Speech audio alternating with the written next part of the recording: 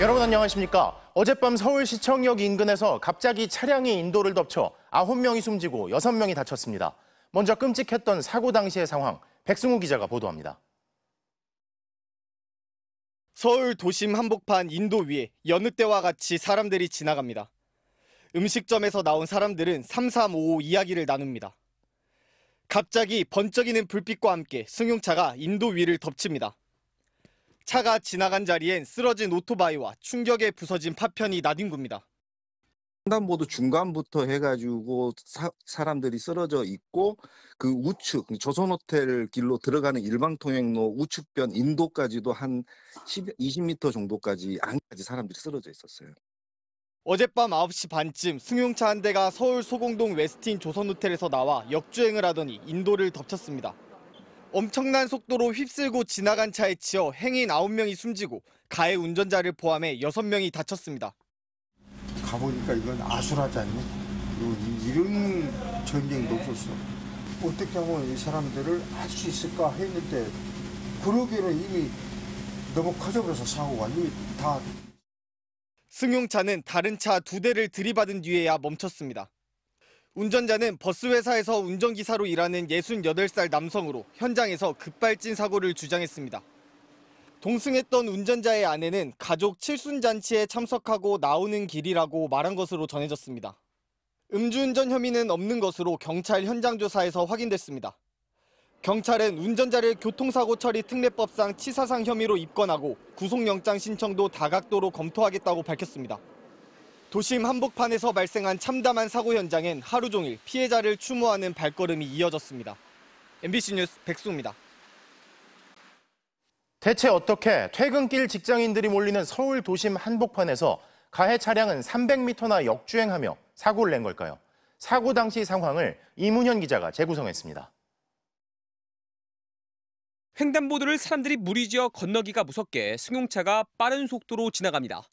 환경미화원은 역주행하는 차에 놀란 듯 한참을 쳐다봅니다.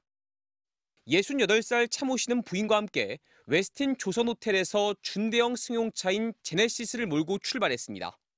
호텔을 빠져나와서는 우회전만 가능하지만 차량은 세종대로 방향으로 향했습니다.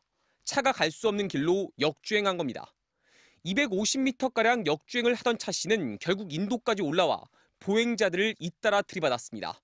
속도를 줄이지 않은 차 씨는 이후에도 승용차 2대와 충돌하면서 도로를 가로지른 뒤 멈춰섰습니다. 호텔부터 약 300m를 역주행한 겁니다. 요거는 일방통행인데 지금 반대로 왔잖아. 어떻게 하면 이 사람들을 할 수 있을까 했는데 그러기에는 이미 너무 커져버려서. 사고가 난 곳은 서울 도심 한복판, 특히 시청역 주변 이른바 먹자 골목이 있는 곳입니다. 길가에 다니는 분들이 다 피해를 많이 봤어요. 그러니까 대부분 젊은 분들이었어요. 30대, 40대, 노인분들은 안 계셨고. 인도에 설치된 가드레일은 사고 충격으로 완전히 주저앉았습니다. 가드레일은 차량 사고 방지용이 아닌 보행자 무단 횡단 등을 막기 위한 용도여서 피해를 줄이는 데 도움이 되지 못했습니다. 서울시는 이번 사고를 계기로 해당 보도에 차량용 가드레일 설치를 검토 중이라고 밝혔습니다. MBC 뉴스 이문현입니다. 다음 소식입니다. 22대 국회 출범 뒤 첫 대정부 질문이 오늘부터 시작됐지만 여야는 다시 격렬하게 충돌했습니다. 더불어민주당 등 야권이 대정부 질문을 마치고 최상병 특검법을 상정하겠다고 하자 국민의힘이 국회의장실 앞에서 농성을 벌이며 거세게 반발하고 나선 건데요. 결국 한참 늦게 시작된 대정부 질문에서도 고성과 설전이 오갔습니다. 김지인 기자가 보도합니다. 22대 국회 첫 대정부 질문이 예정된 시간. 국민의힘 의원들은 본회의장 앞이 아닌 국회의장실 앞 복도에 모였습니다. 국회의원, 국회의장, 민주당에 돌아가라! 돌아가라! 돌아가라! 돌아가라! 대정부 질문을 위해 소집된 본회의에서 우원식 국회의장이 최상병 특검법을 상정하겠다고 예고하자 거세게 항의한 겁니다. 이들은 안건 상정은 여야 합의가 필요한데도 우 의장이 더불어민주당 요청을 일방적으로 받아들였다고 목소리를 높였습니다. 본회의를 미룬 채 열린 여야 원내대표 간 마지막 협상도 그대로 결렬됐습니다. 그냥 강행하겠답니다. 말이 되는 얘기예요. 결국 1시간 반가량 늦게 시작된 대정부 질문. 민주당 등 야권은 최상병 사건 외압 의혹을 꺼내들고 거센 공세에 나섰습니다. 중간중간 고성과 비아냥이 이어졌습니다. 야당 측에만 추천을 하고 당권 분립의 원칙을 침해한다는 생각과 지금 이번에 일부 여당 의원은 항의의 표시로 국회의장을 향한 인사를 생략했습니다. 인사는 존경심이 들어야 하는 겁니다. 민주당 김병주 의원이 국민의힘이 지난달 논평에서 한미동맹이 아닌 한미일 동맹이란 표현을 썼다, 정신 나갔다고 지적하면서 여야의 충돌은 극에 달했습니다. 정신 나간 국민의힘 국회의원들은 국민의힘 논평에서 한미일 동맹이라고 표현을 했습니다. 정신 나갔죠? 어떻게 일본과 동맹을 맺습니까? 국민의힘 의원들이 거세게 항의했지만 김 의원은 사과를 거부했고 결국 본회의는 한때 정회됐습니다. 민주당의 최상병 특검법 상정 추진에 대해 국민의힘이 안건에 대한 무제한 토론, 이른바 필리버스터로 맞서기로 하면서 내일로 예정된 경제 분야 대정부 질문도 진행 못한 채 파행될 것으로 보입니다. MBC 뉴스 김지인입니다. 수많은 피해를 낳고도 음주운전 사고는 끊이질 않고 있습니다. 시속 159km로 달리는 음주운전 차량에 운전 연습을 하던 10대 운전자가 숨졌고 만취 운전자가 친 오토바이가 인도를 덮치면서 보행자가 심정지 상태로 병원에 이송되기도 했습니다. 전재웅 기자입니다. 주유소 너머로 전조등 불빛이 번쩍이더니 뭔가에 들이받친 차량이 불꽃을 튀기며 도로에 나뛴 겁니다. 이어 앞부분이 찌그러진 스포츠카도 뒤늦게 도로에 멈춰섭니다. 지난달 27일 오전 0시 45분쯤 전북 전주의 한 도로에서 시속 159km로 달리던 스포츠카가 경차를 들이받았습니다. 골목을 빠져나오던 경차는 충격에 수십 미터를 밀려났고 바퀴까지 튕겨져 나왔습니다. 좌회전하는 그런 상황에서 1차로에서 이제 사고가 난 건데 차량 운전자가 들어와 있었어요. 이 사고로 경차를 몰던 18살 운전자가 숨졌고 같은 나이의 동승자는 병원으로 이송됐지만 중태입니다. 이들은 인적이 드문 시간 운전 연습에 나섰다가 사고를 당한 것으로 알려졌습니다. 직진하던 스포츠카는 이곳에서 좌회전하려던 경차를 들이받았는데요. 당시 운전자는 음주 상태로 과속까지 한 것으로 드러났습니다.